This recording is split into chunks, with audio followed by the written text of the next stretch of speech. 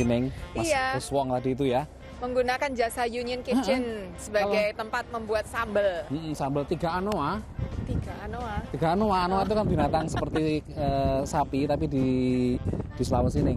Oh gitu. Dan memang dulur ya yang namanya small business atau usaha kecil ini ternyata merupakan penyerap 65% dari tenaga kerja yang tersedia Di Amerika ya? Di Amerika. Jadi sejak juga, tahun 95. Makas, itu mungkin memang hampir sama di Indonesia nih, namanya sektor informal atau juga namanya sektor usaha kecil itu memang lebih banyak menyerap tenaga kerja ketimbang perusahaan-perusahaan gede. Nah begitu, dan memang ada jumlahnya kecil sih, sekitar 28 juta usaha kecil ya di Amerika, dan salah satunya itu pemiliknya orang Indonesia yang dalam liputannya Mbak Nia Iman Santosa berikut ini loh. Itu jarang loh ini.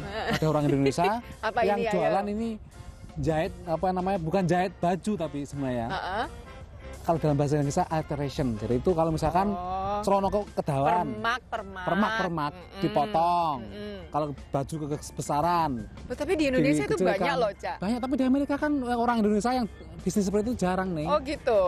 Aku ya nggak pernah sih di sini karena memang mahal ya. Yang namanya jasa permak itu di sini mahalnya nemen.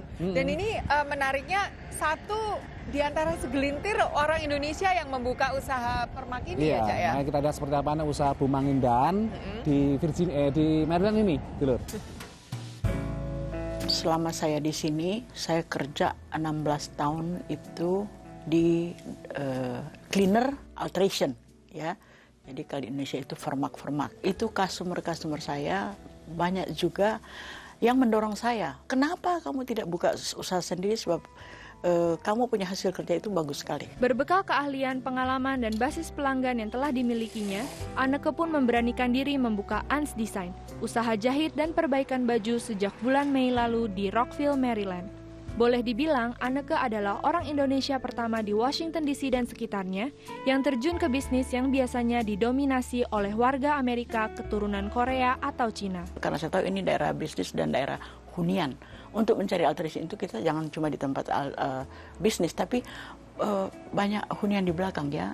Jadi untuk lebih mudah mendapatkan customer. Sehingga walaupun mengeluarkan modal awal sebesar $13.000 atau sekitar 130 juta rupiah untuk sewa tempat, Anneke merasa optimis dapat kembali modal dalam waktu 6 bulan.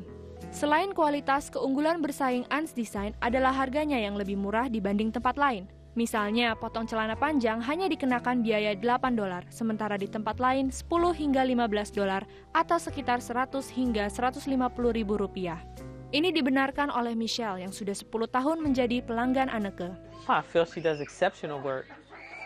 The first time I came to her and I thought that it was even underpriced, that many people do a lesser quality work than she does, and they charge you a lot more for it. Plus, she's just exceptional. She's got a great personality, and it's like having a second mom. Karena kalau kita bisnis, kalau baru mulai, kalau harga sudah langsung sama dengan yang lain-lainnya, ya nanti kita terhambat untuk saya mau mendapatkan customer. Diakui Anneke, walau awalnya sempat stres saat mengurus perizinan, ternyata membuka usaha di Amerika tidaklah sulit. Banyak bantuan yang diberikan oleh pemerintah setempat, seperti pemberikan kredit pajak, bantuan penyaluran produk, hingga mencarikan order. Makanya saya sampai bilang sama Indonesia, sebenarnya ternyata untuk buka usaha di sini ya, itu gampang sekali. Bahkan mereka itu membantu, memberikan petunjuk buat kita harus bagaimana.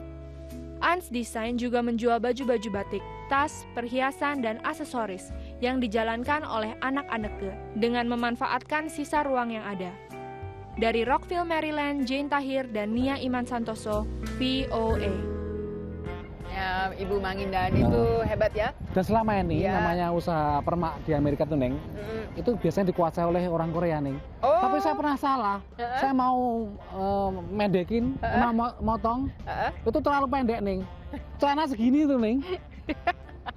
Akhirnya nggak tak pakai kayak celana komprong kolor gitu. Minta mungkin lagi duduk kali, jadi kelihatan lebih pendek. Udah tak mau ada pesta mantan gitu, saya minta potongan celana, ternyata segini. Wah, ya, batal memang ini. Kadang-kadang di Amerika ini memang ada halangan bahasa itu ya, Cak ya. Ya, menarik. Nah, dulur jangan kemana-mana, kita akan menjawab pertanyaan-pertanyaan yang diposting lewat Facebook ataupun dikirim lewat email setelah Samsan berikut ini.